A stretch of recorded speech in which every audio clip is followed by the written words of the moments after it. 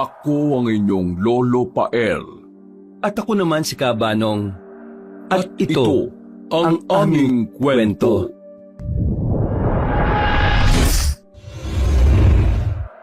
Umuulan ng malakas at makulimlim ang langit, dahilan kaya halos hindi makita ang araw sa kapal ng ulap. Sa gitna ng kabundukan ay may isang baryo sa bahagi ng Kabisayaan na tila hindi nararating ng makabagong teknolohiya. Tahimik ito, pero ang katahimikang yon ay parang may itinatagong sigaw. Sa lumang kumbento na itinayo pa noong panahon ng Kastila, naroon ang isang madre na tila balisa. Siya si Sister Mariel, 21 taong gulang at bagong dating mula sa Maynila. Nagdesisyon si Mariel na magmadre hindi lang dahil sa hirap ng kanilang buhay. Inaalipusta din kasi siya ng anak ng kanyang amain at bukod doon ay ilang beses na rin siyang napagsasamantalahan.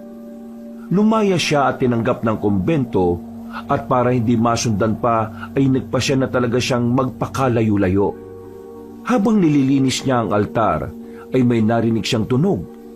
Hindi niya maintindihan kung kaluskos ba ito ng hayop o tao dahil sa mabilis.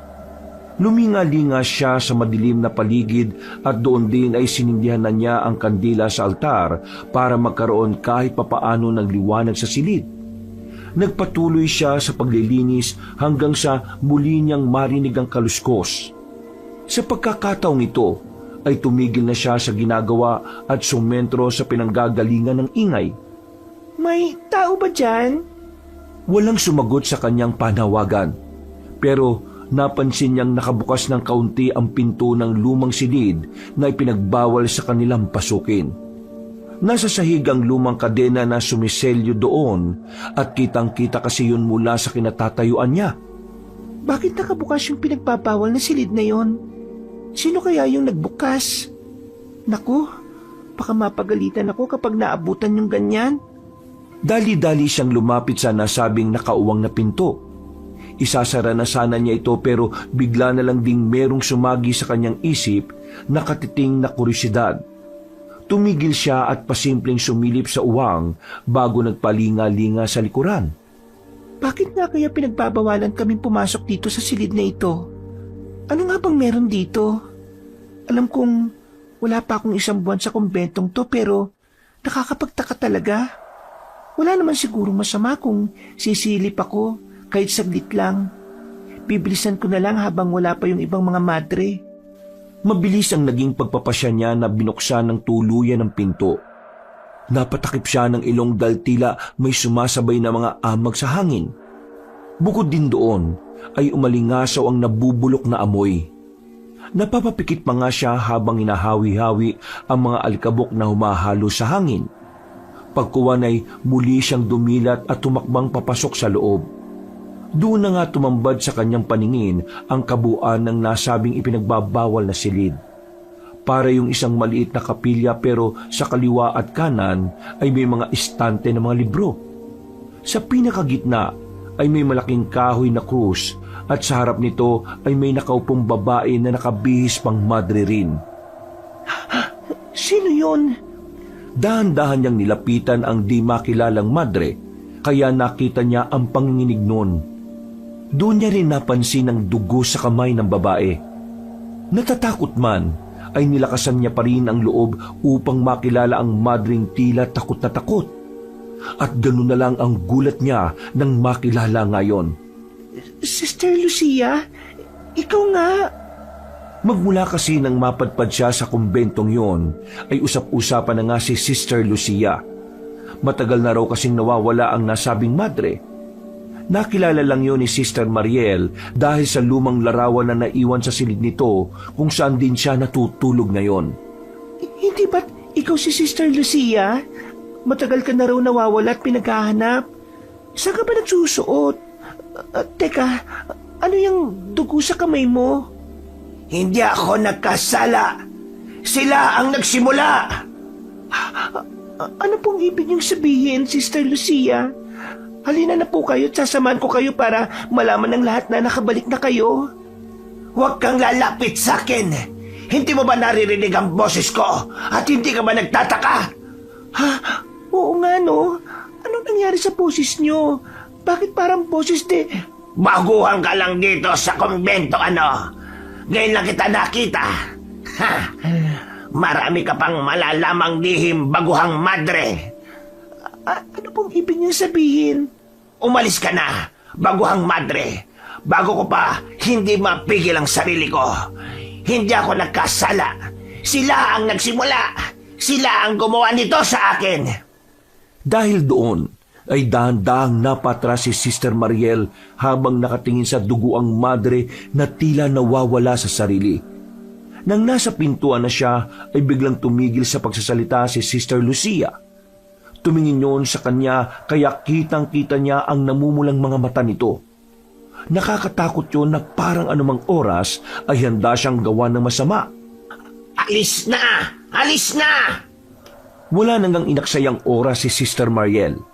Dali-dali siyang tumakbo pali sa lugar na yon at dahil doon, nakalimutan na rin niyang isara ang pinto ng nasabing ipinagbabawal na silid.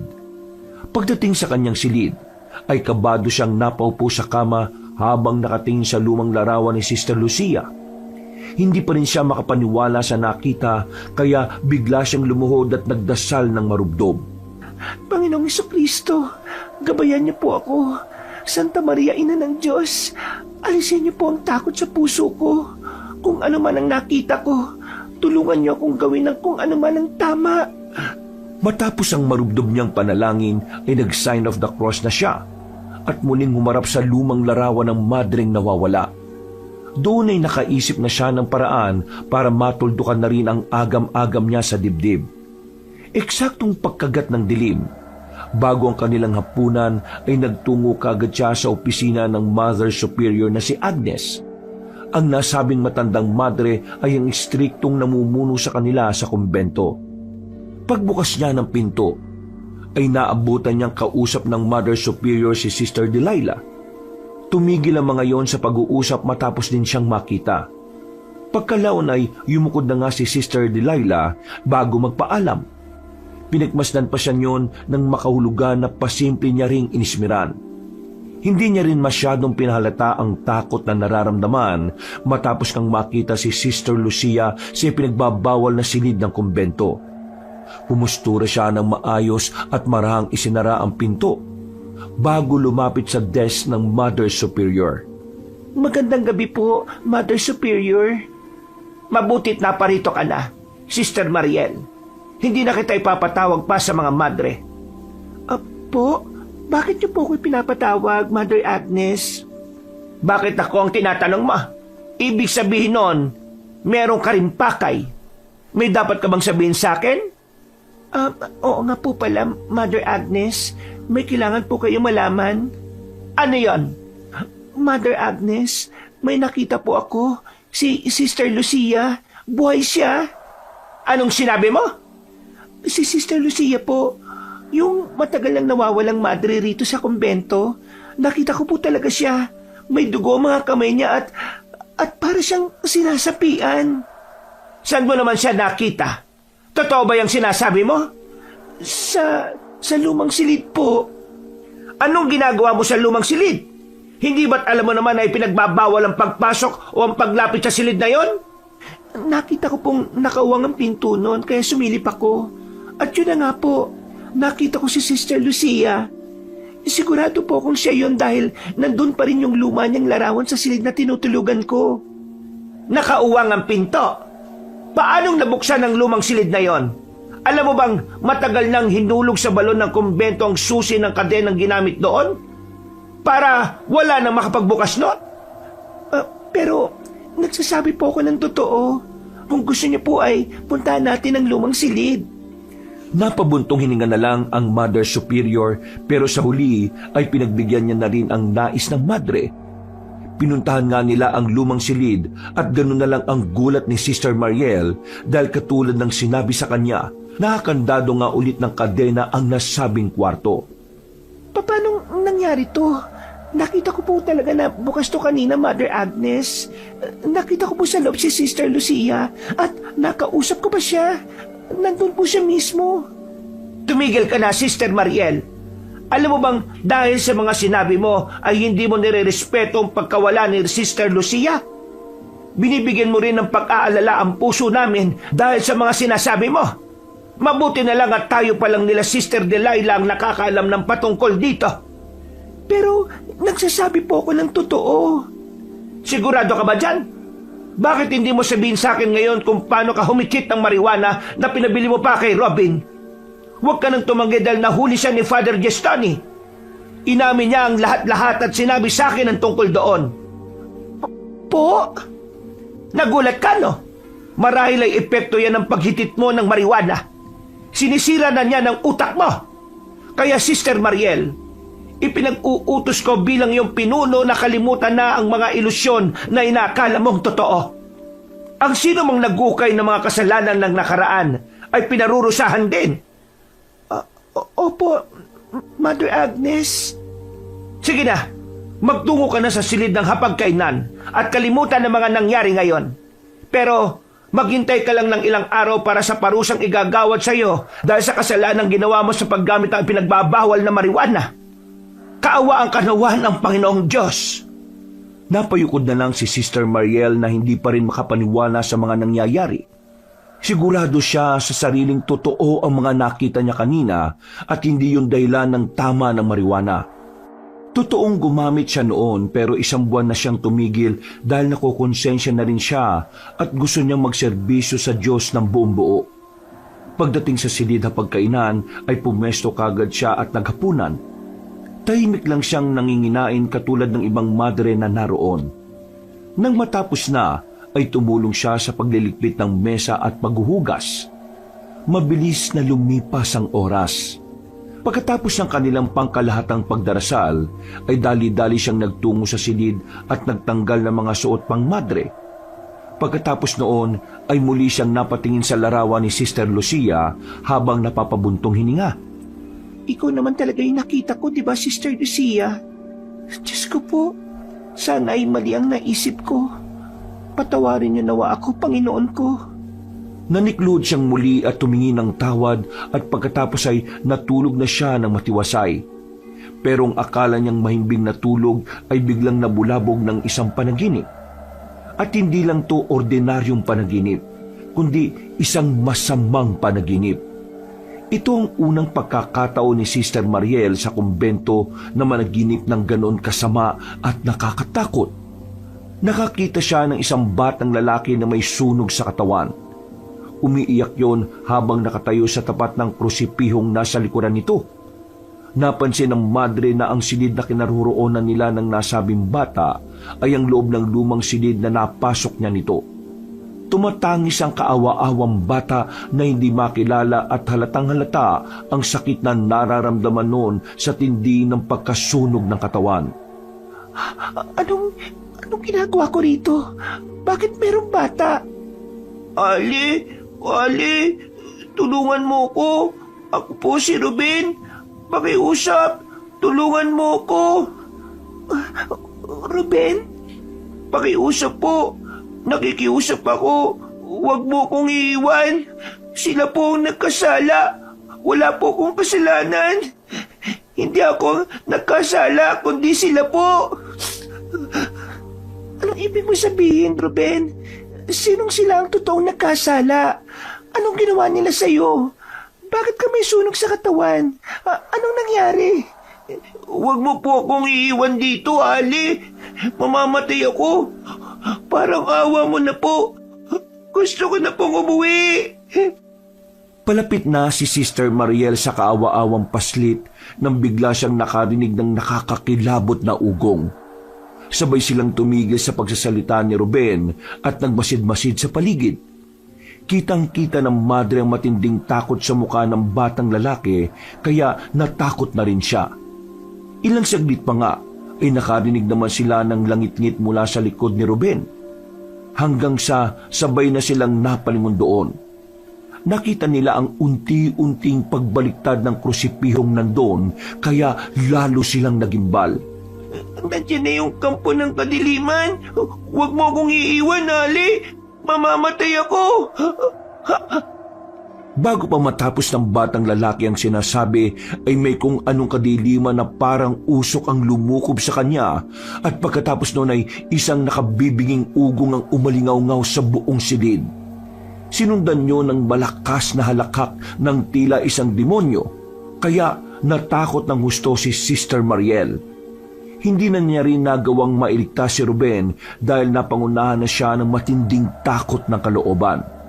Tumakbo siya papunta sa likuran para makalabas sa nasabing silid. Subalit nang itulak niya ang pinto, ay nakita niyang nakakandado ito ng kadena mula sa labas. Kinalbog niya yon ng maraming ulit habang sumisigaw ng tulong hanggang sa makakita siya ng mga madre na sumisilip sa kaunting uwang. Parang awa niyo na. Tulungan niyo ako makalabas dito. May patang tilukuban ng itim na kung anong gawa ng kadiliman. Tulungan niyo kami. Pakiusap. Subalit sa halip na mag-atubiling tulungan siya, ay tumayo lang ang mga madre na pagkalaon ay tinawanan siya na parang nililibak. Hanggang sa maramdaman ni Sister Mariel ang presensya ng kadiliman sa kanyang likuran. Hinawakan siya nito sa balikat at tinatak ng mabilisan, dahilan para mapasigaw siya sa sobrang pagkagimbal. Napabalikwas ng bangon si Sister Mariel. Nagising siyang pawisan dahil sa masamang panaginip na yon. Habang napapahawak sa dibdib na dinig pa rin niya ang mabilis na tibok ng kanyang puso. Panginoon, bakit po ko dinadalo na masama ng panaginip? Patawad po kung ako man ay nagkasala. Huwag na po sanang maulit ito. Parang awa niyo na po. Pagkatapos niyang dumulog ulit ng panalangin, ay napalingon siyang muli sa larawan ni Sister Lucia. Hanggang siya ay mapalingon na sa bintana kung saan ay napansin niyang tila may mga marka ng daliri doon. Basang-basa yun na parang galing sa ulan. Pero hindi naman umuulan ng hating gabing yon, kaya mas lalo siyang nakaramdam ng takot. Panginoon, ilayo mo po ako sa anumang gawa ng kadiliman. Kinaumagahan, kinausap ni Sister Mariel ang isa sa pinakamatandang madre sa kumbento na si Sister Leticia. Bulag na yon at hindi na nakakalakad ng maayos, kaya madalas na lang na nasa silid niya. Sinamantala nga niya ang pagkakataon na siya ang maghahatid ng pagkain sa matandang madre. Kaya kinausap niya kagad to patungkol sa mga weirdong nangyari sa kanya kahapon, kasama na ang nakakatakot na panaginip na patungkol kay Ruben. Gusto kasing malaman ni Sister Mariel ang ilan pang kwento patungkol sa kumbento. Mahina man kasi ang pangangatawan ng matandang madre at bulag na, pero maraming nagsasabi na malinaw at matalas pa ang pag-iisip nito. Kaya kung sakaling magtanong siya patungkol sa nakaraan ng kumbento, ay tiyak na masasagot nito. Pagpasok niya sa silid, ay nilagay niya kagad ang pagkain sa lamisita. Eksakto na katatapos lang ni Sister Leticia manalangin, kaya sakay ng wheelchair ay lumapit na matandang babae sa kanya. Sister Leticia, ako na po ang lalapit sa inyo. Ako nga po ulit si Sister Mariel, yung baguhang madre rito. Ako po ulit ang nakatokang sumama sa inyo sa pagkain ngayong maghapon. Ngumiti lang ang matandang babaeng bulag, at pagkatapos ay nagsimula na nga siyang pakainin ng almusal si Sister Mariel. Bumuelo muna ang baguhang madre bago magtanong patungkol sa mga bagay-bagay. Sister Leticia, may tanong po ako. Pwede niyo po bang ikwento sa akin kung sino po si Sister Lucia at kung anong klaseng madre siya? Kung itatanong niyo po kung bakit ako interesado, gusto ko lang po kasing mas lubos na makilala yung taong yon. Doon po kasi ako ngayon sa silid niya natutulog Napaismid na matandang bulag sa madre, kaya napahinto sa pagsasalita si Sister Mariel. Pagkalaon ay pinainom niya kaagad yun ng tubig at saka nag-antabay. Tahimik ang matanda sa loob ng ilang minuto, pero matapos niyang subuan ng 3 beses ay bigla na lang yung nagsalita. Doon nga ay nalaman ni Sister Mariel ang totoong kwento sa likod ng kababalaghan patungkol kay Sister Lucia. Ang nasabing madre ay itinuring na makasalanan at martir. Siya ang unang madre sa simbahan na yon na tinanggihan. Pinaniniwalaan kasi si Sister Lucia na kaya niyang palayasin ang demonyo sa katawan ng isang batang lalaking inampo noon ng kumbento. Ngunit hindi siya pinakinggan ng simbahan. Sinabi ng mga pari noon, kabilang na si Father Gistoni, na hindi raw totoo ang kasamaang bumabalot sa batang lalaki. Ngunit ilang araw matapos ang pahayag na iyon ng madre, ay isa-isa na ngang nangamatay ang mga madre at si Sister Lucia ang sinisisi ng kumbento. Ito ang dahilan kaya rin pala nawala ang nasabing madre. Gulat na gulat si Sister Mariel sa kanyang nalaman kaya naisip niya ang nakita kahapon at napanaginipan. Pareho kasi ang sinasabi ni Sister Lucia at Ruben na wala silang mga kasalanan. Matanong ko lang po, ano pong pangalan ng bata? At nasa na po ba talaga si Sister Lucia? Pati po yung sinasabi niyong bata.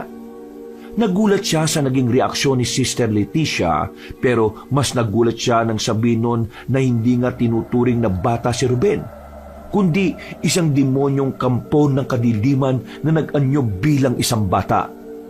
At sa huli ay nangilabot ng gusto si Sister Mariel dahil sa sinabi ng madreng bulag. Napalunok siya at napapunas ng pawis sa noo dahil ramdam niyang tila sinsero ang matandang babae na parabang nakikita ang hinaharap. Ano pong ibig niyong sabihin, Sister Leticia? Narito na ulit siya? Si Ruben po ba? Yung tinutukoy niyong demonyong kampo ng kadiliman? Ano pong ibig sabihin yung bumalik siya para tapusin ang sinimulan niya? Naantala na si Sister Mariel dahil biglang may kumatok na sinundan din kagad ng pagpasok ni Madre Delilah. Nagtaka pa nga siya dahil alam niyang siya ang nakatoka sa matandang madre ngayong maghapon. Pero ayon nga kay Sister Delilah, ang mismong Mother Superior ang nag-utos na magpalit sila ng pwesto. Malalagay siya ngayon sa paglilinis ng mga banyo at hindi lang isang araw kundi buong isang linggo. Umalma pa siya pero sinabi nga ng sipsip ng madre na kung meron siyang reklamo ay kay Mother Agnes siya magreklamo. Dahil doon ay wala nang nagawa si Sister Mariel kundi ang makipagtulungan na lang. Pero meron na siyang napapansin sa mga ikinikilos ng Mother Agnes at Sister Delilah. Pakiramdam niya ay merong iniiwas sa kanya ang mga yon. Kaya siya nilipat ng gagawin para malayo sa ibang madre. Ang paglilinis kasi ng banyo sa kumbento ay isa sa pinakahiwalay na gawain ng mga madre. Bihira kang makikipag-usap dahil sa sobrang pagkaabala. Napapansin kong parang meron talaga silang tinatago ngayon sa akin. Magmula yung sinabi ko nakapasok ako sa lumang silid. Kung ano man ang sikretong yon, kailangan ko yung alamin. Lalo na ngayong may ideya na ako patungkol kay Sister Lucia at sa batang si Ruben na sinasabi nilang demonyong alagad ng kadiliman. Mabilis na lumipas ang oras, araw at linggo. Dahil nga sa pangyayaring yon, ay tila madalas nang napapanaginipan ni Sister Mariel ng salitan sina Sister Lucia at ang batang si Ruben. Halos pare-parehong senaryo lang ang nangyayari kaya medyo nabahala na rin siya. Hindi niya man lang mailapit kay Mother Agnes ang patungkol dito dahil alam niyang susoplahin na naman siya. Hindi niya rin maikwento sa ibang madre dahil alam niyang makakarating lang to sa Mother Superior at maari na namang madagdagan ng parusa niya. Hindi pa nga niya natatanggap ang parusa patungkol sa paggamit niya ng marijuana kaya hanggang ngayon din ay naghihintay siya sa ipapataw sa kanya. At dumating na nga ang araw na yon. Ipinatawag siya ni Mother Agnes at pagdating sa opisina nito ay nandoon nga ang tila kanang kami nitong si Sister Delilah. Masama at tila nandilibak na naman ang tingin sa kanya ng dalawa. Magandang araw po, Mother Agnes, Sister Delilah. Magandang araw din. Alam mo naman siguro kung bakit kita ipinatawag dito, hindi ba? Opo. Tatanggapin ko po yung kung ano mang kaparusang igagawad nyo. Huwag niyo lang po akong paalisin dito sa kumbento. Wala na po akong ibang matutuluyan kaya nakikiusap ko na huwag niyo pong gawin sa akin yun. At sino naman na nagsabi sa iyo na magiging parusa mo ay ang pagpapalaya sa kumbento? Wala naman pong nagsabi. Naisip ko lang po yun, Mother Agnes. Kung gagawin namin yun sa iyo, Baka lalo ka lang mapariwara at malayo sa Diyos. Makinig kang mabuti, Sister Mariel. Dito sa kumbento, tuwing ganitong buwan ay nagpapadala kami ng isang representable papuntang bayan. Ito ang ginagawa naming parusa sa mga madring katulad mo na pasaway. Hindi ka lang magpupunta sa simbahan roon para dumalo bilang representable ng ating kumbento, kundi ang lahat ng nais ipabili ng mga madre rito sa atin ay ikaw ang bibili. Pagbalik mo rito, kailangan bitbit mo ang mga iyon. Walang labis at walang kulang. Ayun lang po. Aba, at nakulangan ka pa sa parusa. Bakit? Akala mo ba lalatiguhin ka rito o paluluhurin sa asin o papasuin? Hindi porke malayo sa kabiasnan ng kumbento natin gagawin din natin ang kapamaraan ng mga ninuno natin. Isa pa, hindi naman totoo ang mga ganoong ginagawa sa kumbento. Pasensya na po. Bukas ng umaga, pupunta rito si Father Gestoni at Robin. May iwan dito si Father Gestoni kaya isasabay ka na ni Robin papuntang bayan. Po, kay Robin ako sasabay. Bakit? Parang gulat ka. Hindi ba malapit naman kayo ng taong yon? Nagulat lang po ako. Akala ko po kasi pagbabawalan niyo na akong lumapit sa kanya.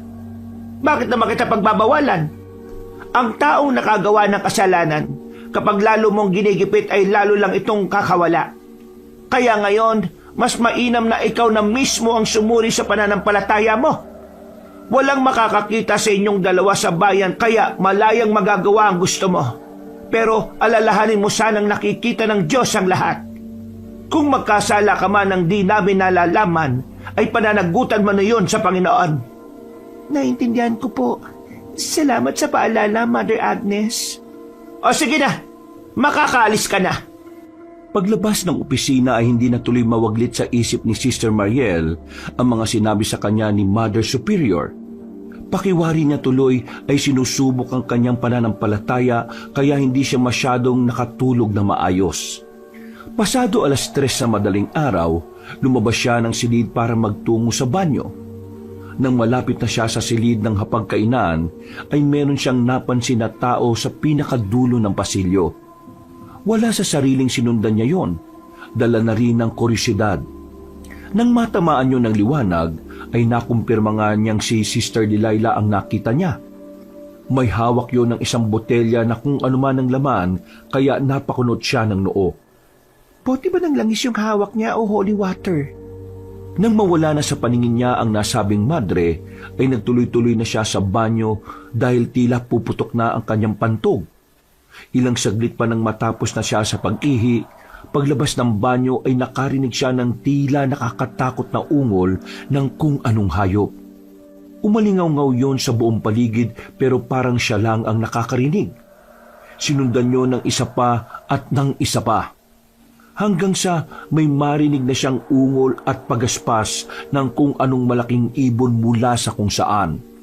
Sumilip siya sa malaking bintana na katapat niya lang kaya nakita niya ang bilog na buwan. Doon din ay may nakita siyang dumaan na ibon na animoy kasing laki ng tao. Sa takot ay napa-sign of the cross siya at patakbong bumalik sa kanyang silid. Ikinandado niya kaagad ang pinto at pagkatapos ay muling sumilip sa bintana pero wala na ang malaking ibon na inakala niya. Kailan ko nakakita ng ganun kalaking ibon? Parang kasing laki ng tao. Ibon nga ba talaga yun? Napa-sign of the cross na naman siya at muling dumulog ng panalangin.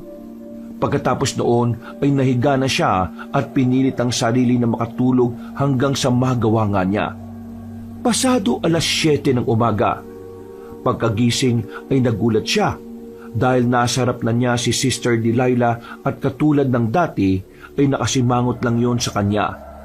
Nung bagong salta pa lang talaga siya ay ramdam na niya ang malamig na pakikitungo ng nasabing madre. Sinabi nga nun sa kanya na maganda na dahil nasa kumbento na si Father Gestoni at Robin. Hinihintay na lang siya ng binata para makabalik na sa bayan. Nag-asikaso na nga kagad si Sister Mariel. Dali-dali niyang kinolekta ang mga nais ipabili ng mga madre at nang matapos na ay nagtungo na siya sa pinagpaparkingan ng sasakyan. nandun na si Robin na kanina pa naghihintay. Tinulungan siya ng gwapong binata sa paglalagay ng mga damit niya sa compartment ng sasakyan habang si Mother Agnes, Sister Delilah at Father Gistoni ay nakatingin lang sa bintana ng silid na kinaroroonan nila. Paglabas nila ng kumbento ay napabuntong hininga na lang si Sister Mariel dahil ang totoo ay naiinis at masama ang loob niya sa binata. Kumusta ka na, Sister Mariel? Huwag mo ako makumusta, Robin, ah. Ikaw ang dahilan kung bakit ipapadala ko ngayon sa bayan para dumalo sa gawain doon at para maging alipin ng mga madre. Bakit mo ko sinumbong kay Mother Agnes? Oo, teka lang naman. Hindi ko naman intensyon na sabihin kay Father Gistoni ang tungkol sa paggamit mo ng marijuana eh. At saka, isang beses mo lang naman yun ginawa sa kumbento, di ba? Yun ang sabi mo sa akin. At hindi mo na inulit kaya hindi na kita dinalhan. At saka, pinarusahan din naman ako ni Father Gistoni. Patas lang naman tayo. Hindi tayo patas. Alam mo ba na napakamakasalanan na ng tingin nila sa akin? Nawala na sila ng tiwala at kailangan ko yung ibalik. Kung walang tiwala sa iyo ang isang tao, hindi mo kailangan patunayan sa kanila na katiwa-tiwala ka. Dahil kahit anong gawin mo, hindi magbabago tingin nila sa iyo. Maging sino ka kung ano ka. Mas gusto ng Diyos na magpakatotoo kaysa sa mga taong nabubuhay lang para lang i-please ang ibang tao. Wala ka kasi sa kalagayan ko kaya nasasabi mo yan eh. Sa bagay, sorry talaga sa nangyari. Maniwala ka, hindi ko intensyon yun. Nabuko lang talaga ako ni Father Gistoni at wala na ako nagawa kundi aminin sa kanya ang lahat. Alam mo naman na hindi ko kaya magsinungaling sa taong yun. Huwag na nga natin pag-usapan ng tungkol dyan. Wala naman na tayong magagawa eh. Nangyari na at pareho na tayong naparusahan. Oo, tama. Huwag kang tatawa-tawa dyan ah. Galit pa rin ako sa iyo dahil sa nangyari. Ito naman, ako na nga lang yung kaisa-isang taong naniniwala sa iyo eh. Aawahin mo pa ako. Sige ka, wala ka na matatakbuhan at makakausap kapag nagalit ka pa sa akin. Ewan ko sa iyo. O sige, ganito na lang. Pagdating sa bayan at pagkatapos ng gawain mo ron, sasamahan at tutulungan kita sa pamimili ng mga pinabibili sa iyo ng mga madre. Ililibre na rin kita. Sige, totoo yan ah. Oo naman. Kailan ba ako nagsinungaling? Okay na tayo ah. Pagkalahad ng kamay ni Robin ay kaagad yung inabot ng dalaga. Pagkatapos nilang magkaayos ay nagtuloy-tuloy na nga sila sa pagbabiyahe hanggang sa makarating sa bayan. Makalipas ang 3 oras nang nasa bagong bayan na, ay kaagad inihatid ni Robin ang madre sa simbahan doon para dumalo sa gawain. Pagkatapos ng gawain, pasado 4:00 ng hapon ay nagtungo na nga sila sa pamilihan at binili ang ilan sa gusto ng mga madre sa kumbento. Dahil limitado lang ang oras, kaya hindi muna nilahat ni Sister Mariel ang pamimili. 5:30 ng hapon ay nagmeryenda muna sila at nagpatuloy sa pag-uusap. Doon nga ay naisip ng madre na magtanong ng ilang bagay sa binata dahil mas matagal na naman yung nagpapabalik-balik sa kumbento. Siya nga pala, may itatanong ako sa iyo na medyo confidential ah. Kilala mo ba si Sister Lucia? Yung madreng nawala doon sa kumbento? Oo. Pero hindi naman ako malapit sa mga madre noon eh. Kaya hindi rin kami nagkakausap. Hindi ba nga sabi ko nga sa'yo, ikaw ang kauna-unahang madre na naging close ko?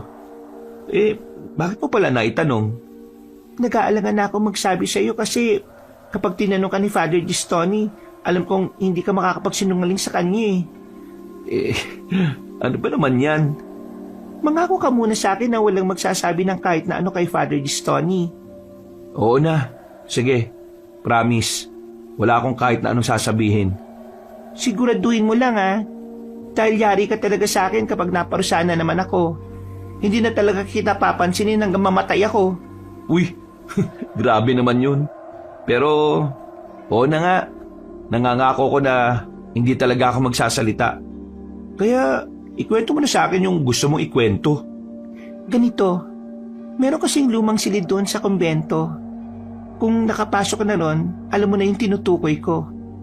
Walang nakakapasok doon dahil nakakandado yun ng kadena eh. Pero isang hapon, Nakita kong nakauwang yung pinto kaya na-curious akong pasukin hanggang sa makita ko si Sister Lucia. Ha? Totoo ba yung sinasabi mo? Bakit? Mukha ba akong sinungaling? Ito naman, galit ka agad. O sige na, ituloy mo na yung kwento. Nakita mo talaga yung nawawalang madre? Oo. Hindi lang nakita ko, di nakausap ko pa siya. Sinabi ko yun kay Mother Agnes pero hindi niya ako pinaniwalaan katulad mo ngayon eh. Ang hirap naman kasi paniwalaan eh. Pero totoo yung sinasabi ko. Totoo yung nakita ko. At sigurado ako doon. Pagkatapos kong makainkwentro si Sister Lucia, nagsimula na akong mapanaginipan si Ruben. Halos gabi-gabi yun. Teka. Napanaginipan mo si Ruben? Oo. Kilala mo yung batang yon? Oo. Madalas ko rin yung nakikita ron dahil inampun siya ng mga madre. Kukunin na nga sana siya ni Father Gistoni para dalhin dito sa bagong bayan. At may makasama ko pero may nangyari kasi. Ano yung nangyari na yon? Hindi ko alam ang eksaktong nangyari pero bago rin mawala si Sister Lucia, may mga namatay pa rin sa kumbento. At ang pagkakaalam ko, kasama sa mga namatay si Ruben. Hindi ko na nagawang makapagtanong kay Father Gistoni dahil ang sabi niya, wag na raw uungkatin yung tungkol doon. Mas lalo tuloy akong napursiging malaman ang nangyari sa kumbento bago ako dumating Sister Mariel, payong kaibigan lang mas mainam kung wag mo nang pag-aksaya ng tungkol sa bagay na yan. Baka lalo mo lang ikapahamak yan Di ba't nasabi mo na noong nakaraan sa akin na pakiramdam mo parang malamig ang pakikitungo sa iyo ni Mother Agnes at nung kanang kamay niyang si Sister Delilah? Kaya tigilan mo na kung ano man yung iniisip mo. Alam ko naman yun, Robin Pero parang mas hindi ako matatahimik lalo na ngayong meron akong nalaman. Ano yun? May sinabi sa akin si Sister Leticia tungkol sa nangyari. Ang sabi niya, yung pagkawala ng mga madre noong panahon na yon na sinisisi kay Sister Lucia ay kagagawan daw ni Ruben. Tinawag niya ngang kampo na kadiliman yung bata At sinabi pa niyang nagbalik na raw yun ngayon para ituloy yung dapat ituloy. Nako, parang nakakatakot naman yan. Nakakatakot talaga. Alam mo ba na ngayon, parang may kakaibang bigat akong nararamdaman sa kumbento. Hindi ko to pinapansin noon pero habang tumatagal ako roon mas lalong bumibigat ang pakiramdam ko. May kukwento ni sana ako sa'yo pero sana sa ating dalawa na lang muna to Patagal na rin ako may napapansin sa kumbento pero hindi lang ako nagsasalita Palagay ko, alam din to ni Father Gistoni. Kaya lang, hindi ko alam kung bakit tahimik siya pagdating sa bagay na to Naniniwala ka ba sa aswang? Ha? Aswang? Oo, naniniwala naman pero bilang alagad ng Diyos at isang madre, hindi dapat tinatangkilik ang tungkol dyan. Nung bata pa kasi ako, madalas kong marinig ang kwento na yon lalo na kapag napunta kami sa kumbento. Yung mga matatandang madre noon na mga patay na ngayon, maliban kay Sister Leticia at Mother Agnes alam din nila ang tungkol doon. Meron nga raw aswang doon sa kumbento na nagpapanggap na isang madre. Hindi ko lang alam kung nahuli o napatay na yon. Pero siguro may kinalaman yan kay Sister Lucia at kay Ruben. Diyos ko po, naalala ko tuloy bigla nung madaling araw na may nakita ko malaking ibon na nagpapalipad-lipad sa ibabaw ng kumbento. Natigilan na sila sa pag-uusap dahil tumunog na ang lumang cellphone ni Robin. Sinyalis kasi yun na 5 minuto na lang ay mag-aalas 6 na ng gabi. Nawala na rin tuloy sila sa pag-uusap at dali-dali nang hinatid ng binata ang madre sa simbahan kung saan to ngayon tutuloy. Pagkatapos noon ay umalis na rin kagad siya. Si Sister Mariel naman ay gumawa na lang ng dapat gawin. Kinabukasan, nagpatuloy ulit ang ikalawang gawain. Maghapon yun kaya hindi nakalabas ng simbahan si Sister Mariel. At habang gumagampan ng tungkulin ay hindi naman siya masyadong nakapag-concentrate dahil nga naiisip niya ang mga pinag-usapan nila kahapon ni Robin.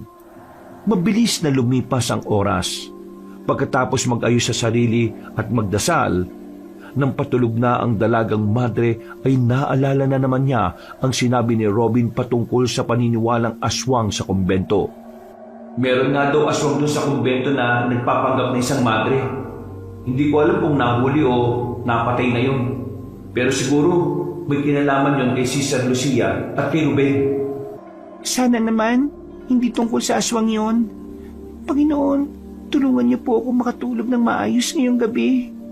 Pagpikit ay nakatulog din siya kaagad, subalit dinalo na naman siya ng isang masamang panaginip. May narinig siyang kalabog sa bintana ng silid na kanyang tinutulugan. Pagtingin niya roon, ay nakita nga niya ang bakas ng dugo ang kamay. Napabangon kaagad siya sa kama at dali-daling umatras pero nanatiling nakatingin sa bintana. Pagkatapos noon, ay nakarinig siya ng nakakakilabot na huni ng kung anong hayop sa labas. Kapareho lang to nung narinig niya doon sa kumbento. Dahil doon, ay lumabas siya sa silid at takot na nagpunta sa kung saan hanggang sa makarating siya sa altar. Napahinto siya at napatingin sa tapat ng malaking krus dahil may nakita siyang nakatayo roon. Pagtingin niya ay ganoon na lang ang gulat niya nang makita si Ruben. Katulad ng dati ay sunog pa rin ang bahagi ng katawan noon. Ruben, wala akong kasalanan. Sila ang may kasalanan nito. Ano bang sinasabi mo, Ruben? Nandiyan na siya! Magtago ka na! Natigilan na ang dalagang madre dahil isang nakakakilabot na huni na naman ang kanyang narinig. Kasabay noon ay bigla siyang napabalikwas ng bangon dahil sa narinig niyang ingay sa labas ng kwarto. Doon niya rin naintindihan na panaginip lang ang nangyari kanina. Pero hindi na niya inalala pa yon. Lumabas na siya ng silid. Pagdating sa pinakadulo ng pasilyo ay nakita niya ang ilang manggagawa ng simbahan. May isang babae na nakahandusay sa sahig at nangingisay. Bumubula ang bibig noon habang ang mga mata ay tumitirik. Pero hindi yun ang mas umago ng pansin niya, kundi ang dugo sa maselang parte ng katawan noon. Ano nangyari kay Aling Gina? Bakit siya nangingisay at dinudugo? Dali niyo na kagad siya sa ospital, madali kayo! Wala nang inaksayang oras ang lahat. Mabuti na lang ay malapit lang doon ang ospital ng Bagong Bayan, kaya nakatawag kagad sila ng ambulansya. Nang isasakay na si Aling Gina, ay napalingon sa kung saan si Sister Mariel. Mula sa pinakatuktok ng simbahan ay may napansin siyang kung ano na nagtatago sa malaking krus na nasa itaas. Nawala rin kagad yun kaya hindi na niya napagtuunan ng pansin. Umalis na rin kasi ang ambulansya kaya doon na natuon ang atensyon nilang lahat.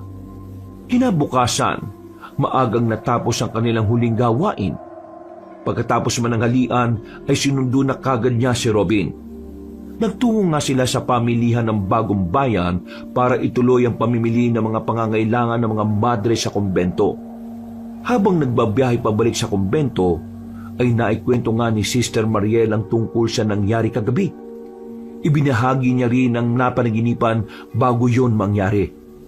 Wala siyang itinago kay Robin dahil alam niyang maniniwala at mapagkakatiwalaan niya ang binata patungkol dito. Palagay ko, Sister Mariel, kailangan mo na ulit ng deliberasyon. Hindi na maganda mga napapanaginipan mo eh. Posibleng sanhiya ng kakaisip mo patungkol sa bagay na yon. Naisip ko rin naman yan. Pero sa tingin mo, nagkataon lang ba ang nangyari kagabi? Yung panaginip ko patungkol kay Ruben at yung nakita ko sa tuktok, sa krus ng simbahan na parang aswang? Sigurado kong may pakahulugan ng mga yun eh. Dapat ko tong ipanalangin sa Diyos para maging maluwag ulit ang pananatili ko sa lugar na ito. Kung gusto mo, pwede ka ulit tumikim ng marijuana. Meron akong dala dito. He, masaway ka talaga no? Inuudyukan mo pa talaga ako, makasala na naman. Tapos, sasabihin mo na naman kay Father Gistoni. Kahit kailan? Ay nako, hindi na ako titikim niyan. Binibiro lang kita, no? Wala naman akong dala eh. Tsaka, tinigilan ko na rin ang paggamit nun. Pinapagaan ko lang ang alalahanin mo. Hindi magandang biro at hindi nakakagaan ang alalahanin ko. Ay nako, ikaw talaga. Natawa na lang si Robin habang nagpapatuloy sa pagmamaneho. At dahil din doon ay iniba na nga ng binata ang usapan para naman hindi nalang puro sa hindi pangkaraniwan ang pinag-uusapan nila. At mabilis na namang lumipas ang oras. Mga bandang 5:30 na ng hapon sila nakabalik sa kumbento. Nagtagal din sila dahil ilang beses na nag-overheat ang sasakyan.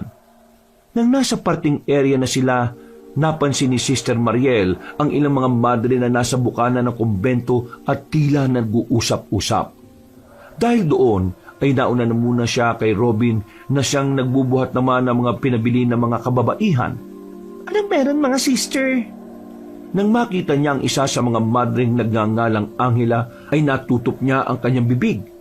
Sugatan kasi yun at puno ng kalmot sa iba't ibang bahagi ng katawan. Ano nangyari kay Sister Angela? Ayon nga sa mga kapwa madre nila sa kumbento, ay kagabi pa raw nawawala si Sister Angela. At ngayon lang bago lumubog ang araw ay naabutan na lang nila yon sa tapat mismo ng kumbento. Sugatan at takot na takot pero walang maalala sa mga nangyari. Dahil doon ay kaagad tinawag ni Sister Mariel si Robin para tumulong sa pagbubuhat. Dinala nga nila ang kawawang madre sa pagamutan ng kumbento para mabigyan ng paunang lunas. Bago lumabas ng silid dahil hindi mapakali, kaya naman nilapitan ni Sister Mariel ang sugatang madre para sana tanungin. At nang makita niya yon, ay bigla na lang siyang hinawakan sa mga kamay. Sa isang iglap, ay merong kakaibang mga pangitain na sumagi sa isip niya na parabang ipinasa ni Sister Angela. May mga umaagos na dugo, nagliliyab na kumbento at ang sigawan ng mga madre na punong-puno ng takot. Dahil doon ay kaagad bumitaw si Sister Mariel at napatras. Pinagmasdan lang siya ng makabuluhan ng nasabing madre at gawa naman ng matinding takot ay dali-dali na siyang lumabas ng silid at tumakbo palayo roon. Ano yung mga nakita ko? Pangitain ba yun na ipinamana sa akin ni Sister Angela? Diyos ko po, mabaging Diyos! Napa-sign of the cross na lang siya bago tuluyang umalis sa lugar na yon. Pasado 8:00 ng gabi, katatapos lang nilang kumain ng hapunan at naipamigay na ni Sister Mariel ang mga pinabili ng kapwa niyang madre sa bagong bayan. May kanya-kanya ng kaabalahan ng lahat, habang ang dalagang madre ay nakatulala lang sa balkonahe sa ikalawang palapag at nakatingin lang sa ibaba. Pinagmamasdan niya si Robin na nakukumpuni ng sasakyan dahil sa tuluyan na nga yung hindi gumana. Dahil tuloy doon, ay hindi na sila nakabiyahe ni Father Gistoni at mukhang may stranded pa ng ilang araw sa kumbento. Malalim pa rin inisip ni Sister Mariel ang pangitaing nakita niya kanina. Mga umaagos na dugo, nagliliyab na kumbento at ang sigawan ng mga madre na punong-puno ng takot.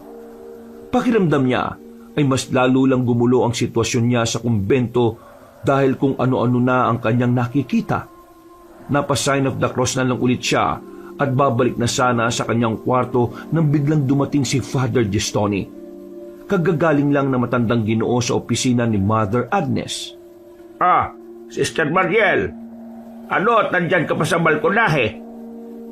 Nagpapahinga lang po. Patulog na rin po ako, Father. Ay sigurado kang nagpapahangin ka lang dyan. Wala ka bang pinagmamasdan, Sister Mariel? Wala po. Pero nakita ko po si Robin na nag-aayos ng sasakyan. Hindi ko naman intensyon na makita siya pero meron lang din po kasi akong malalim na iniisip eh. Tungkol ba ito sa naikwento sa akin ni Mother Agnes? Ano po ba yung naikwento ni Mother Agnes sa inyo? Nito ngang nakaraang hapon, sinasabi mo nga raw na nakita mo ang madreng matagal nang nawawala. Doon mismo sa lumang silid. Alam mo, Sister Mariel, ang demonyo ay madalas na pumapasok sa isip ng taong maraming alalahanin. Mainam na palagi nating linisin ang ating isipan at tumingi ng patawad sa Panginoon. Maraming salamat po sa mga sinabi ninyo. Ginagawa ko po ang lahat ng yan, Father. Palagi mo rin tatandaan na ang demonyo kapag umalis na to sa isang tao, maghahanap yun ng kanyang lilipatan. At kapag wala siyang nakita, babalikan niya ang taong dati niyang pinanggalingan. Kapag nakita niyang walang laman ang loob ng taong yon o malayo pa rin sa pagsuko sa Diyos, magtatawag ang demonyo ng mas marami pang kampon at sabay-sabay silang papasok sa taong yon. At sa ganung paraan ay lalong sumasama ang kaisipan ng isang tao. Kaya Palaging suriin ang ating puso at magpakumbaba palagi sa harap ng Diyos. Maraming salamat po sa paalala, Father. Walang anuman. Napansin kong tila malalim nga ang iniisip mo katulad ng sinabi mo kanina. Pwede ko bang malaman kung ano yon? Huwag ka mag-alala. Makikinig lang ako at kung ano man ang mapag-uusapan natin, ay mananatili lang yon sa bawat sulok ng balkonahing ito. Nang sabihin nyo na matandang Ginoo, ay sinamantala na nga ni Sister Mariel ang pagkakataon kahit kinakabahan siya. Huminga muna siya ng malalim para makakuha ng lakas ng loob bago magsalita. Gusto ko pong malaman kung ano talaga yung nangyari kay Sister Lucia. Nawala po ba talaga siya? O kasama siyang namatay ng iba pang madre noon? Pati na rin po yung tungkol sa batang si Ruben. Nung nakarang araw po kasi, bago ako magpunta sa bagong bayan, nabanggit sa akin yun ni Sister Leticia. Kaya, nahihiwagaan po ako, Father. At palagay ko naman po karapatan ko rin na malaman kung ano nangyari noon. Lalo na't dito na ako mamamalagi sa kumbento. Tama ka. Karapatan mo rin na namang malaman ng totoo kaya ikukwento ko sa iyo.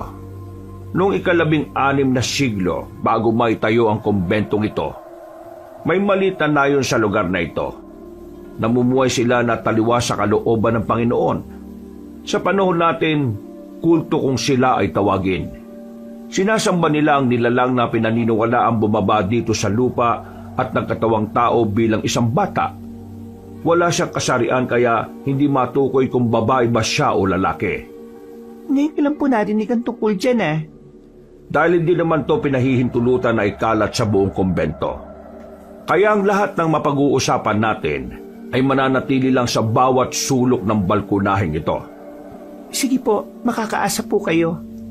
At ito na nga, ang nasabing bata na yon ay isang uri ng makasalanang reinkarnasyon.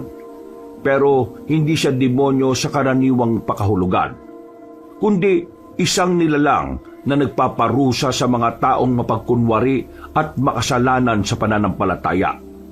Ang ibig niyo pong sabihin, Father Gestoni, isang makasalanan ang nagpaparusa sa kapwa makasalanan? Parang gano'n na nga.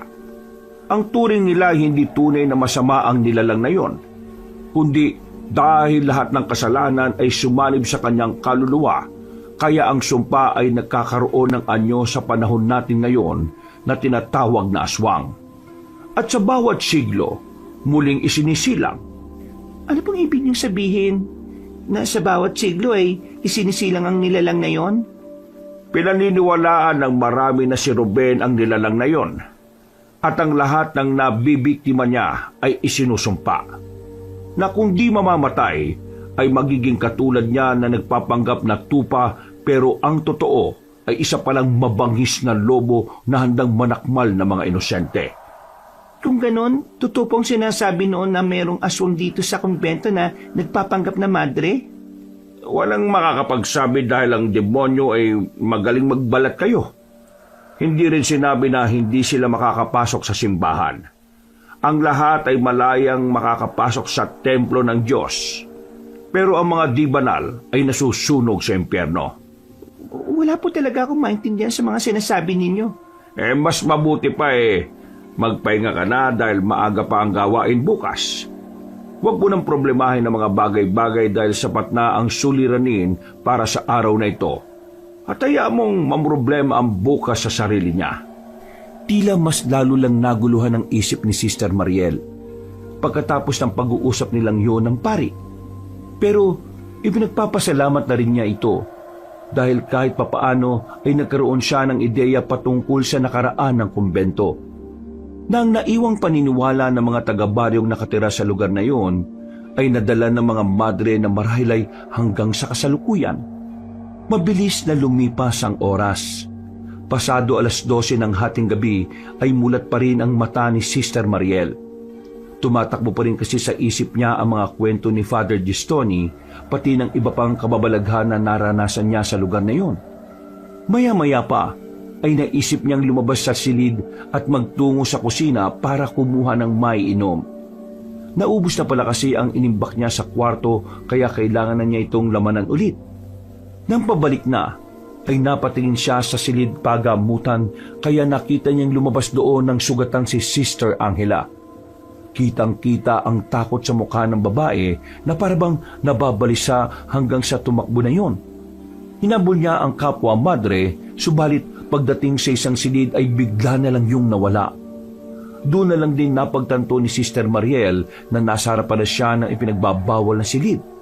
Bigla niya tuloy naalala ang huling nakita roon at takot siyang umatras at pabalik na sana sa kanyang kwarto nang tapikin siya ni Robin. Muntik pa siyang sumigaw at muntik pang mahulog ang hawak niyang pitsyel. Mabuti na lang ay nakilala niya kagad ang binata. "Oh, anong ginagawa mo rito, ha?" Nakita ko si Sister Angela yung madling sugatan na binuhat mo papunta sa pagamutan ng kumbento. Pero bigla siyang nawala ikaw, bakit gising ka pa at nasa labas? Merong nagtatangkang magbukas ng pinto ng kwarto ko.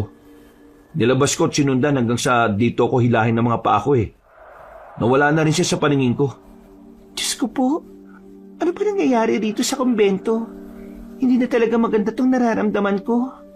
Bukas na tayo mag-usap ng umaga. Bumalik ka na sa kwarto mo at babalik na rin ako. Tama ka. May hindi maganda nga rin akong nararamdaman sa lugar na ito. Parang may kung anong madilim na enerhiya. Nagdesisyon na nga silang dalawa at bumalik sa kanilang silid. Eksaktong pagkasara ng pinto ay nakarinig siya ng nakakakilabot na huni mula sa labas ng kumbento. Sinilip niya yon sa bintana at sinundan ng tingin ang pinanggagalingan pero wala naman siyang nakitang kahit na ano. Nawala na lang ang nakakatakot na tingin kaya nakampante na rin ang loob ni Sister Mariel. Hanggang sa makatulog siya na mahimbing.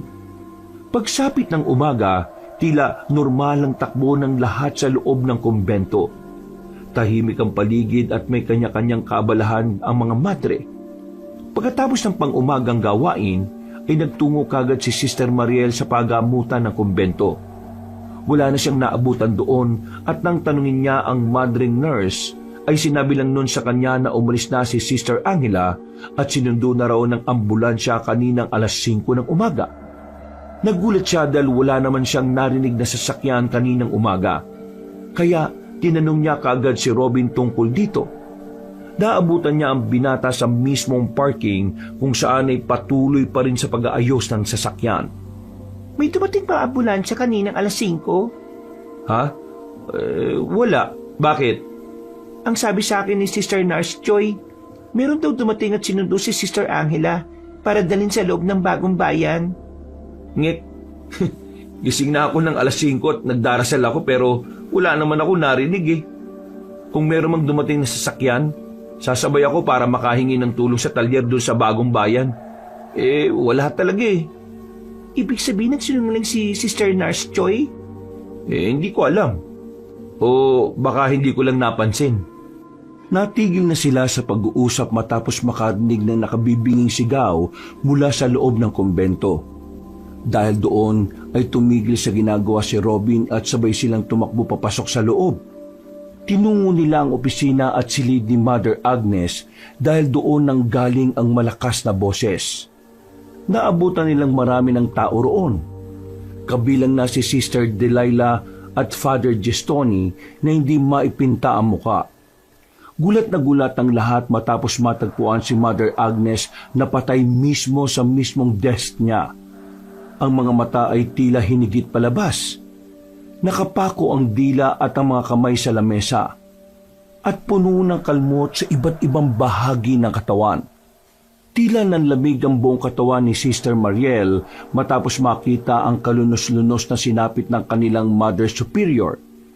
At dala ng matinding takot ay hindi niya na namalayang napayakap na pala siya ng mahigpit kay Robin. Dahil sa nangyaring yon, ay gumuho ang katahimikan sa buong kumbento.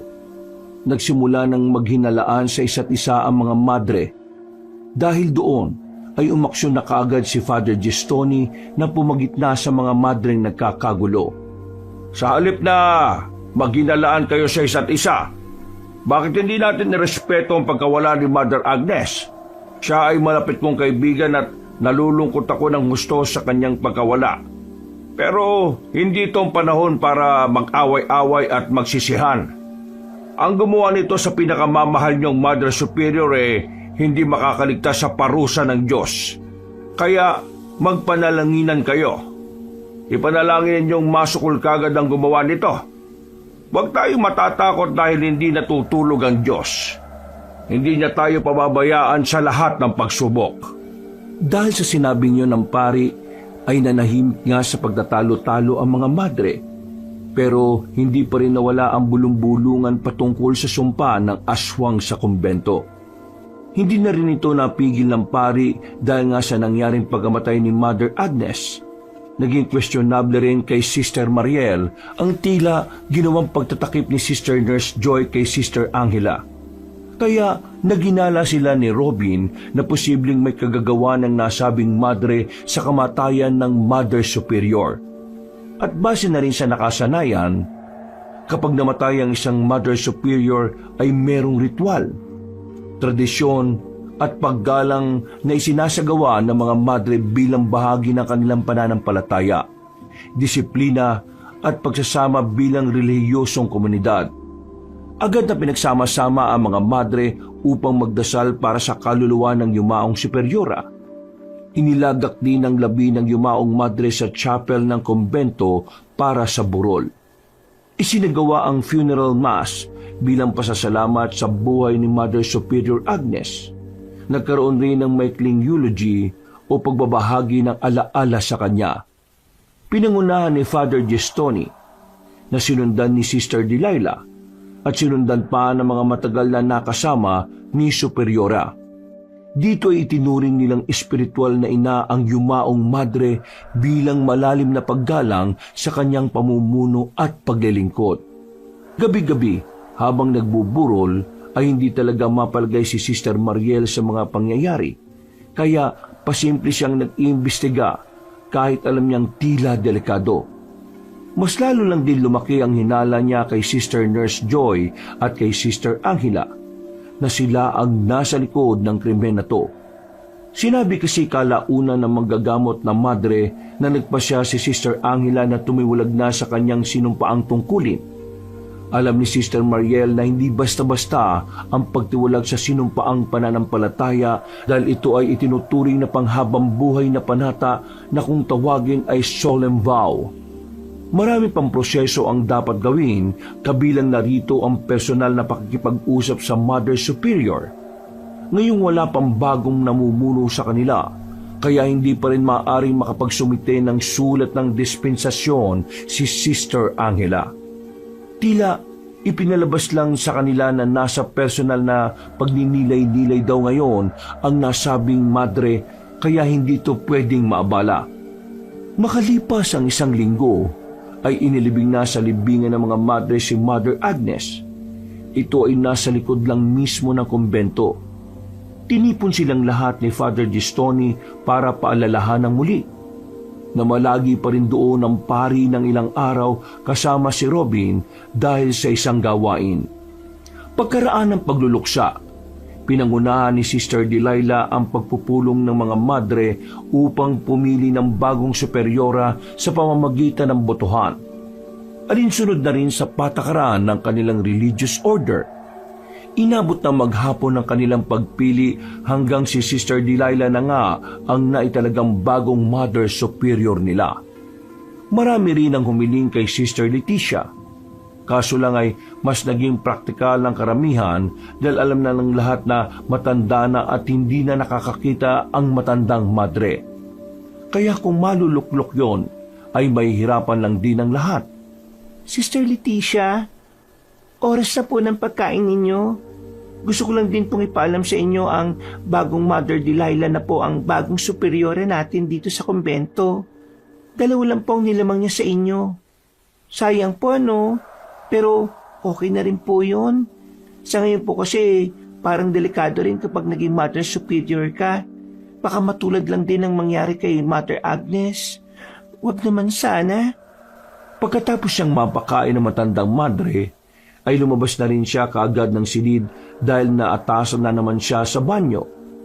Pagsapit ng gabi, gawa ng matinding pagod, ay nakatulog ng mahimbing si Sister Mariel. Sa eksaktong pasado 12:00 ng hating gabi ay dinalo na naman siya ng masamang panaginip. Hindi rin siya sigurado kung panaginip to o totoo, pero nakita niya sa altar ng kumbento si Ruben. Ikaw na naman? Ano bang kailangan mo sa akin, Ruben? Hindi ako may kasalanan, Ale. Sila yun.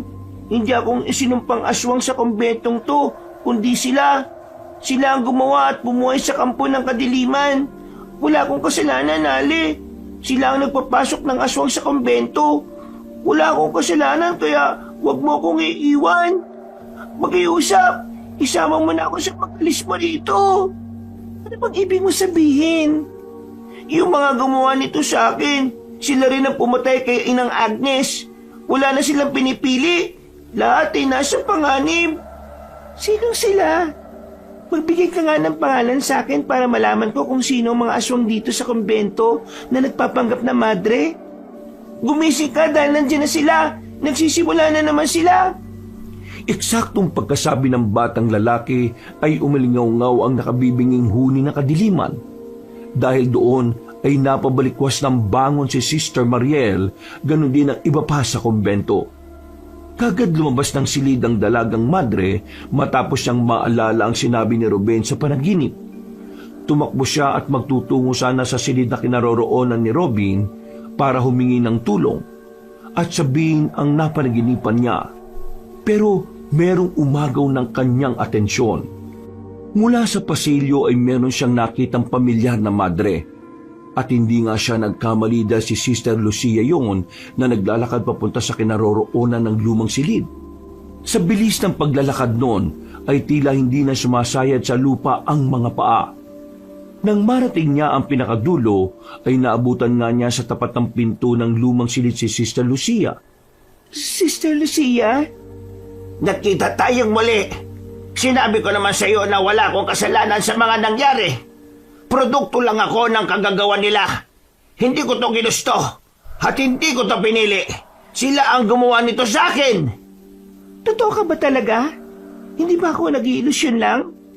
Katulad mo, hindi sila naniniwala noon. Pero maniniwala na sila ngayon dahil isa-isa na silang huhusgahan at nagsimula na yung kay Mother Agnes. Humarap kay Sister Mariel ang nasabing madre at kitang-kita niya ang pamumula ng mga mata nito na tila luluha na. Bukod doon ay unti-unting umuusli ang matutulis nito mga pangil. Mapapansin din na makakapal at may itim na ugat sa lieg at magkabilang sentido nito.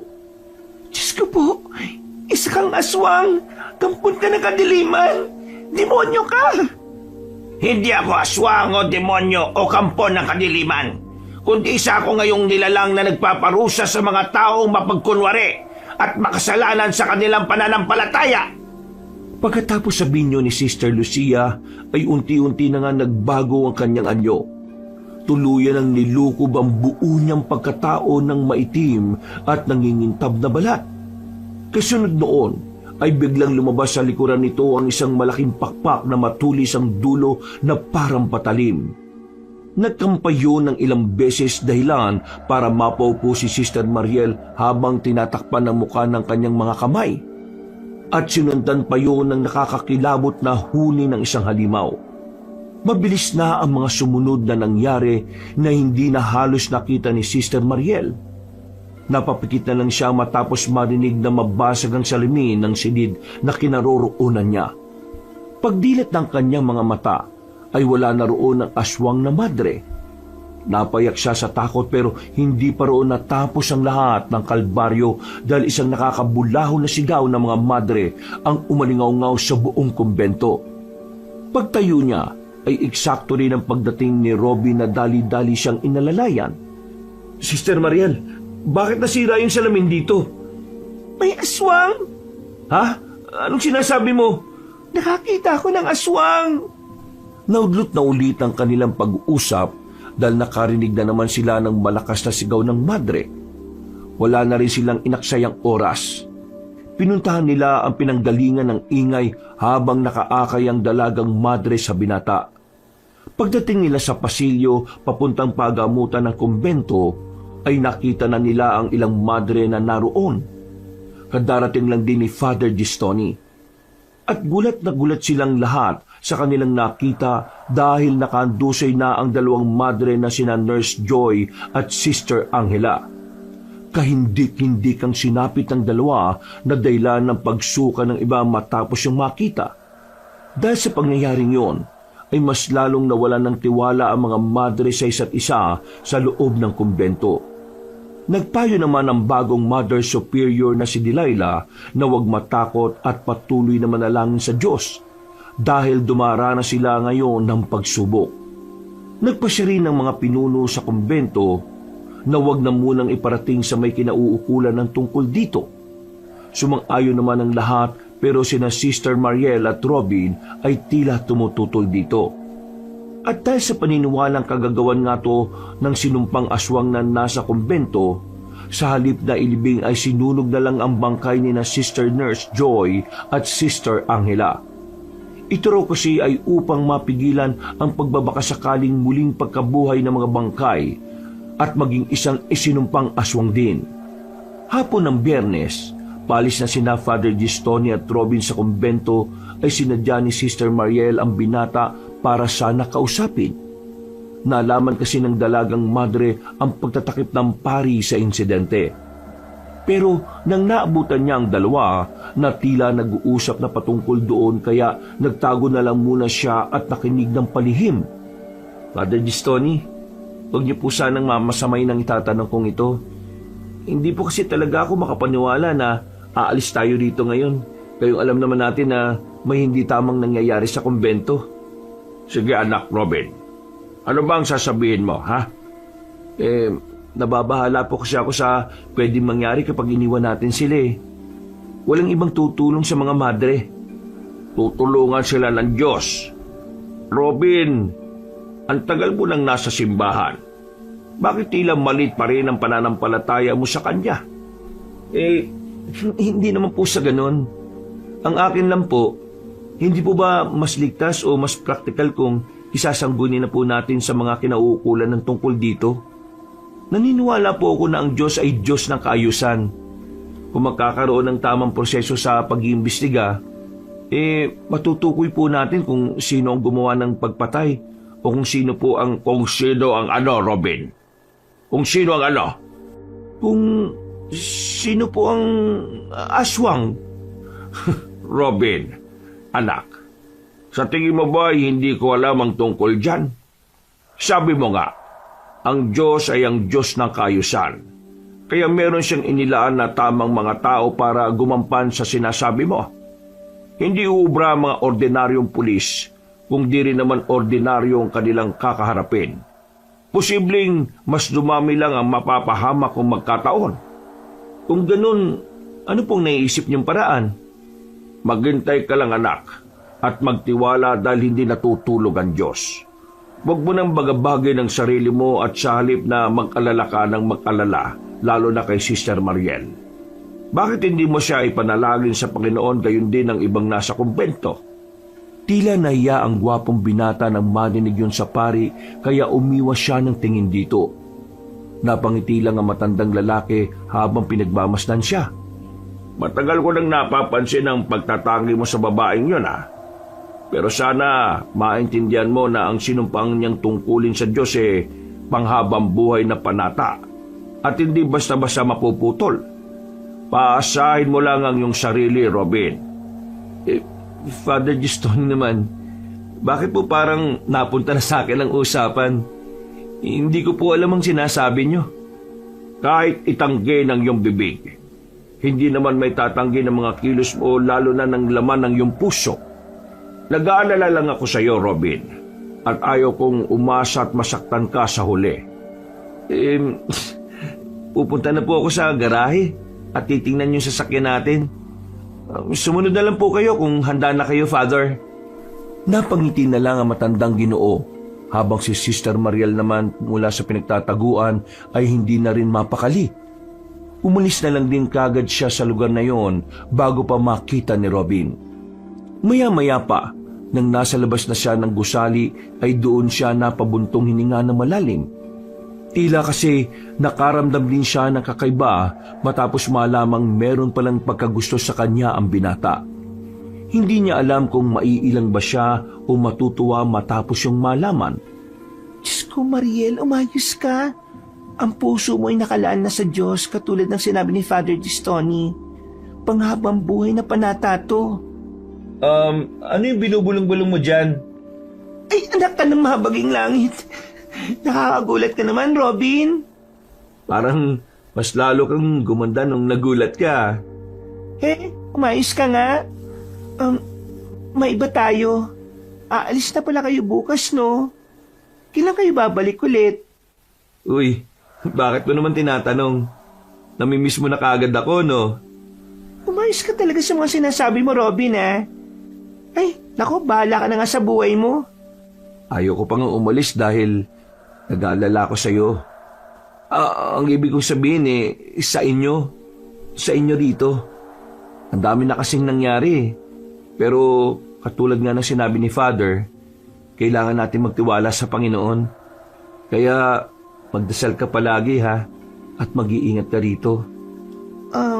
Kayo rin. Lalo ka na.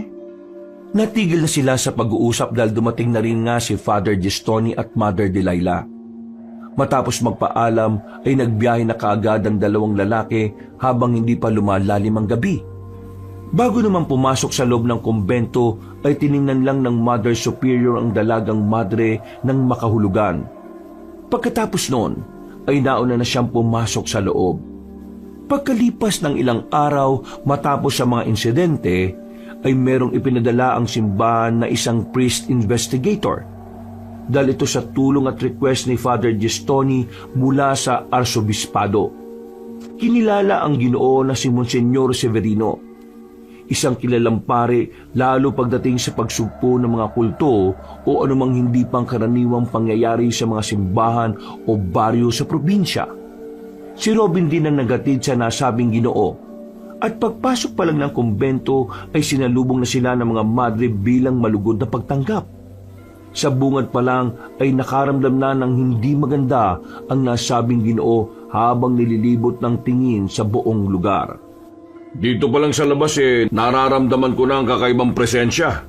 Kaya sigurado ko ang may gawa ng krimen sa lugar na ito hindi ordinaryong nilalang. May halimaw sa kumbentong ito at ito ay kailangang puksain sa lalong madaling panahon. Wala nang inaksayang oras pa ang investigador.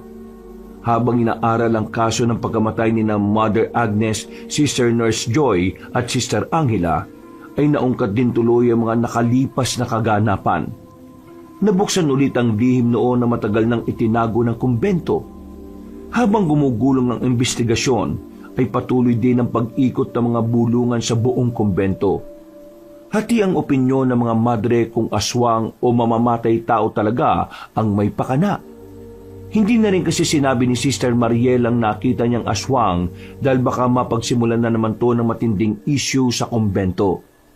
Mainit pa rin naman sa kanya ang bagong Mother Superior kaya mas pinili niya sa pinagkakatiwalaang tao na lang ito sabihin.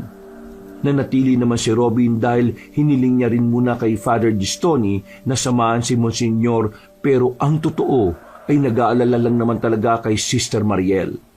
Isang gabi, pagkatapos ng aktibidad sa kumbento ay muling nanaginip ng kakatuwa ang dalagang madre. Dinalaw na naman siya ng batang si Ruben. Ali, kailangan niyo nang umalis sa lugar na ito. Tuluyan nang nagbalik ang isinumpang aswang at babawiin niya ang lugar na to na sinasabing inangkin sa kanya. Kapag sumalakay siya, mauubos ang lahat sa kumbento at siguradong walang matitira. Anong ibig mo sabihin, Ruben? Sa muling kabilugan ng buwan, babaan ng dugo sa lugar na ito.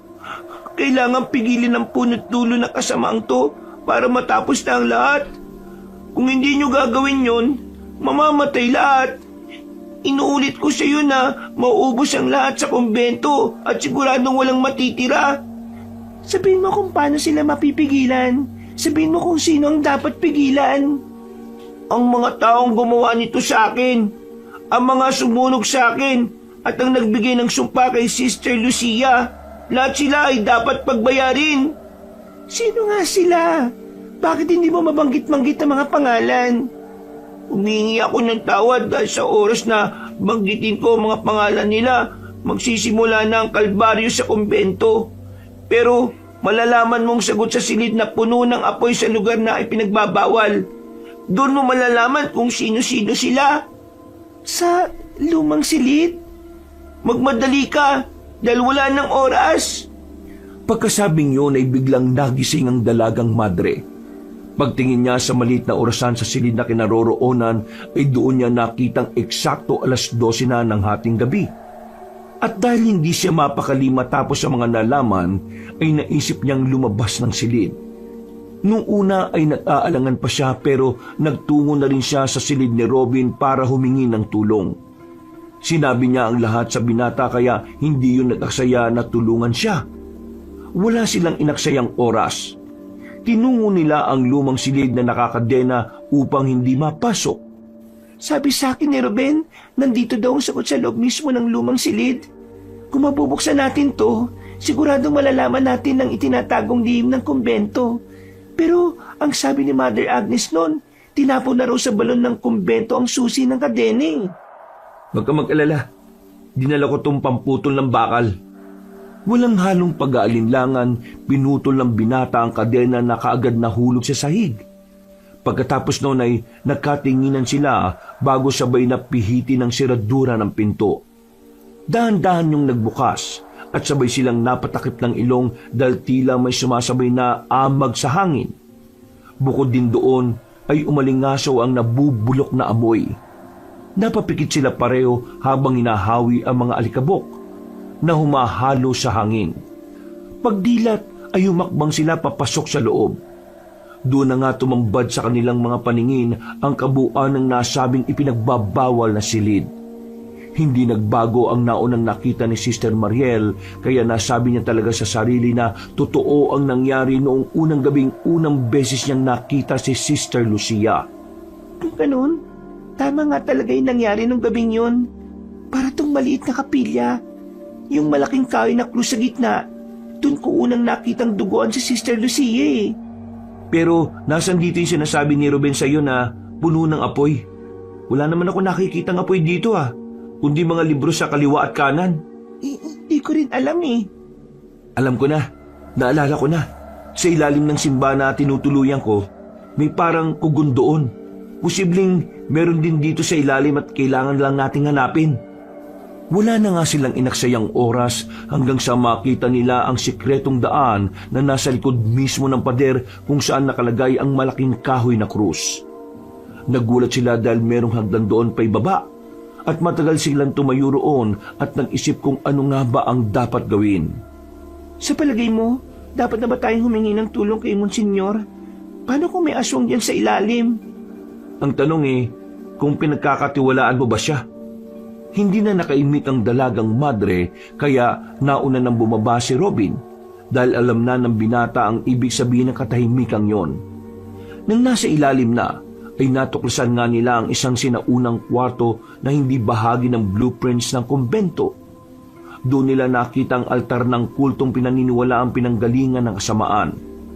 Ang sinasabi ni Father Gistoni na dahilan kung bakit nakapasok sa kumbento ang sumpa ng aswang.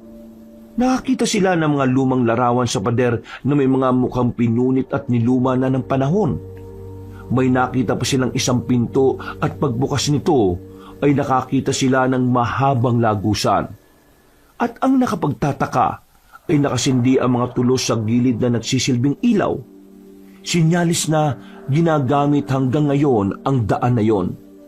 Nagpatuloy sila hanggang sa marating ang isa pang silid na parang rehas. Doon na nga nakita ng dalawa ang ilang bungo at damit na mga madre. Nagkatinginan sila matapos maunawaan kung kanino ang mga bangkay na yon. Ito yung nakita ko nang inawakan ako ni Sister Angela. Diyos ko po, sila yung mga madring mga namatay at nasunog. Paglingon nila sa kabila, ay doon nga nila nakita ang tila kugon. Lalapit sana sila roon pero may narinig silang mga boses mula sa hindi kalayuan. Maingat silang nagtago sa isa pang lumang silid at pagpasok doon ay mas lalo lang nagimbal si Sister Mariel. Nakita niya kasi sa silid na yon ang isang bata at may lumang larawan doon ng batang lalaki na pamilyar sa kanya ang muka. Kwarto to ni Ruben. Dito siya ikinulong noon. Ito siya marahil. Parang binuhusan ng malamig na tubig ang ulo ni Sister Mariel nang makita ang buto ng bata sa lumang kama sa pinakadulo ng silid. Nakakadena pa yun na talatang doon na nga namatay matapos makaranas ng matinding paghihirap. Biglang naalala ng dalagang madre ang palaging sinasabi sa kanya ni Ruben sa tuwing magpapakita ito sa kanyang panaginip. Parang awa mo na, Ali. Huwag mo akong iiwan. Isama mo na ako at gusto ko nang umalis sa lugar na to. Wala akong kasalanan. Hindi ako nagbigay ng sumpa. Sila ang sumunod sa akin at sila ang nagbigay ng sumpa kay Sister Lucia. Sila ang pumatay sa mga madre. Napaluha na lang ng tahimik si Sister Mariel kaya inalo siya ni Robin. Humihiling sa akin si Ruben na isama siya kapag umalis tayo sa lugar na ito. Kaya pakiusap, Robin. Kunin natin ang buto niya at ilayo natin sa lugar na ito. Pangako, isasama natin siya sa pag-alis sa lugar na ito. Kukunin natin ang buto niya at aalis na tayo ngayon din. Wala na nga silang inaksayang oras. Pagkatapos kunin at ibalot sa lumang kumot ang mga buto ni Ruben, ay umalis na sila sa lugar na yon. Hindi na nila inisip na galugarin pa ang lugar dahil alam nilang delikado. Gusto man din nilang kunin ang iba pang mga buto na naiwan sa piitang nasa ilalim pero naisip nilang baka mahalata sila ng mga aswang sa kumbento. Pag-akyat nila sa hagdanan, palabas na sana sila ng lumang silid nang makita nilang nakatayo sa harap ng pintuan si Mother Delilah. Napahinto sila sa kapinagmasdan ng nasabing superior. Magpapaliwanag na sana si Robin pero pinigilan siya ni Sister Mariel at binulungan. Pansinin mo ang mga mata niya. Namumula. Pati yung leeg at magkabilang sentido niya. Napansin mo ba yung ugat na nangingitim? Ganyan na ganyan si Sister Lucia nang nakita ko siya. Ibig mong sabihin, aswang din si Mother Delilah? Oo, sigurado ako. At mas masisiguro natin yan kapag nagsalita na siya. Kapag narinig natin na malademonyo niyang boses. Anong ginagawa niyo rito, Sister Mariel? Hindi ba't alam mo naman ay pinagbabawal ang pagpasok sa lumang silid na ito? Nanghikayat ka pa ng ibang tao para makasala. At ano yung hawak ninyo, ha? Makinig ka, aswang. Kung paparaanin mo kami, hindi tayo magkakasakitan. Kaya tumabi ka na ngayon din. Nakikita mo ba tong hawak ko? Hindi ako magdadalawang isip na ipalo to sa'yo. Tinawag mo akong aswang. Hindi ako aswang kundi isa ako sa mga tagahatol sa mga taong mapagkunwari sa kanilang pananampalataya. At nakikita ko sa inyong dalawa ang kaugaliang yon. Kaya parurusahan ko na kayo ngayon din. Sa palagay mo, papayagan kitang gawin mo yon? Etong sa'yo! Mabuti na lang ay may dalang panliyab si Robin na kaagad niyang ginamit. Narinig kasi niya noon sa Bagong Bayan na usap-usapan ng mga tao roon na takot daw ang aswang sa apoy. Dahil doon ay walang pag-aalinlangan niyang niliyaban ng mga lumang libro na nasa kaliwa at kanan. Nang makita yun ni Mother Delilah, ay nagngalit ito dahilan para unti-unti nang magbagong anyo at tuluyan na maging isang aswang. Humuni yun na parang isang ibon samantalang binato naman siya ni Robin ng umaapoy na mga libro. Mabilis na nagliyab ang nasabing bagay dahil sa lumang-luma na. Nang tamaan ng aswang ay sinamantala nila yon. Tumakbo sila palabas ng silid. Kumuha pa si Robin ng mga nagliliyab na libro habang tumatakbo sila sa pasilyo. Diretso tayo sa silid ni Monsignor.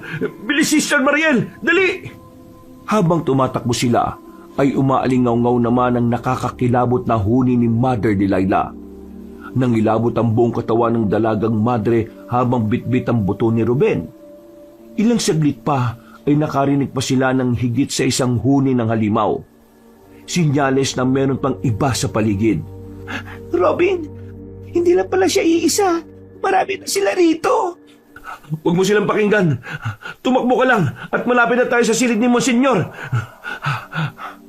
Hinagis na nga ng binata ang huling umaapoy na librong hawak dahil napapaso na siya. At paglingon nga nila ay lumilipad na nga papunta sa kinaroroonan nila si Mother Delilah. Kitang-kita sa mukha ng madring aswang ang matining pagnanais na magawan sila na masama.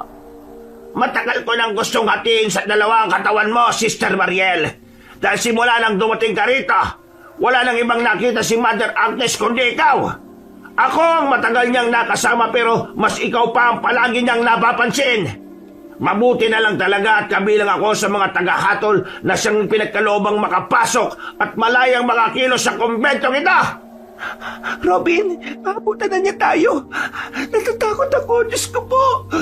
Tulungan niyo po kami. Sige, at matakot ka lang dahil ang takot ang nagpapadagdag ng lasa sa karne at dugo ng tao. Sumigaw ka at matakot! Humalakak ang aswang na parang nababaliw na demonyo hanggang sa mabilis ang mga sumunod na pangyayari. Nagulat na lang sila nang may tila dumagit kay Mother Delilah at sabay silang umiktad at nagpagulong-gulong sa sahig. Nang tagala ni Sister Mariel ang tingin, ay nakita niya si Sister Lucia at sumigaw din yon sa kanila na bilisan ng pagtakbo. Dahil doon, ay wala na silang sinayang na oras ni Robin. Hindi na nila nakita ang pagbubuno ng dalawang aswang dahil lumiko na sila pakanan at tinumbok ang silid ni Monsignor. Pagdating sa harap ng pinto, ay meron na namang sumulpot na isa pang aswang. Mabuti na lang ay bumukas kagad ang pinto at gamit ng holy water, iwinisik ito ni Monsignor sa aswang habang nagbibigkas ng salita ng Diyos. Kayong masasamang kampo ng kadiliman, sa ngalan ng Diyos Ama, ng Diyos Anak, at banal na si Kristo Jesus, at sa ngalan ng Diyos Espiritu Santo, maggunaw kayo at bumalik sa dagat-dagatang apoy kung saan kayo nararapat! Nang matamaan ng dalawang aswang, ay parabang asido ang dating sa kanila ng holy water. Nang hina sila tumandusay sa sahig habang nangingisay hanggang sa unti-unting matunaw na parang bula. Nagulat naman sina Sister Mariel at Robin dahil ito ang unang pagkakataon nilang makasaksi ng ganoong bagay. Huwag kayong basta tumungangar yan. Narinig niyo ba ang sigawan ng mga madre? Kailangan nilang ng tulong natin. Kaya kumuha kayo ng mga holy water at puksay ng lahat ng kampo ng kadiliman. Sige po, Monsignor. Masusunod po, Monsignor. Huwag kayong matakot. Dahil kahit kailan ay hindi pa intulutan ng Diyos na mamayani ang kasamaan, lalo na sa kanyang kumbento. Dahil sa sinabing yun ng priest investigator, ay wala na nga silang inaksayang oras. Nagkaroon ng lakas ng loob si Sister Mariel na harapin ang mga isinumpang aswang sa kumbento hanggang sa maubos nga nila ang mga ito. Sa huli ay nakita niya mismo si Mother Delilah at Sister Lucia na patuloy pa rin naglalaban kaya winisikan niya ang superyora ng maraming beses ng holy water. Nagumiyaw yon sa sakit hanggang sa siya naman ang salakayin pero bago pa makarating sa kanyang harapan ay nalusaw na yon na parang bula. Nagawa mo! Dahil din niyo sa tulong niyo, Sister Lucia. Totoong hindi ka nga patay. Naging isa ka lang. Naging isa akong isinumpang aswang. Kaya habang may oras pa, sister, gawin mo na rin sa akin ang ginawa mo kay Sister Delilah. Pero hindi ko magagawa yun. Kailangan mong gawin. Ayaw kong maging ganito. Ayaw kong talikuran ng pagiging madre. Kaya nanatili ako sa ilalim ng kumbento na nagtatago dahil ayaw kong makagawa ng masama sa mga inosenteng tao. Ginawa nila kong isinumpang aswang para sa masama nilang layunin. Kaya dapat mo akong pigilan.